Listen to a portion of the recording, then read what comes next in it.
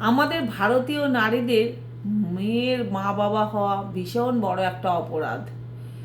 আজকে একটি ছেলের একটি মেয়ের সঙ্গে বিয়ে হলে সংসার করতে গেলে যদি খুঁটোখুটি হয় উভয়েরই দোষ থাকে, এক হাতে তালি কখনোই বাজে না।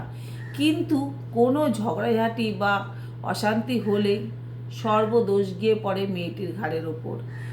ইভেন এমনকি মেয়েটির মা বাবাকে টেনে অজস্র গালাগালি করে কথা বলা হয়, এতেও থেমে থাকে না।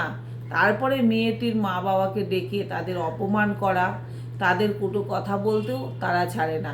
কিন্তু ছেলেটার কি একদমই কিছুই দোষ থাকে না? দোষ থাকে, কিন্তু ছেলেটির মা বাবার কোনো দোষ হয় না, দোষ হয় মেয়েটির মা বাবার। মেয়েটিকে মানুষ করতে যেমন কষ্ট হয়েছে, ছেলেটিকে মানুষ করতেও ছেলেটির মা বাবার কষ্ট হয়েছে, কিন্তু মেয়েটির মা বাবা কিন্তু সহজে ছেলেটির মা বাবাকে দোষ দেয় না, যেটি ছেলেটির মা বাবা করে থাকে।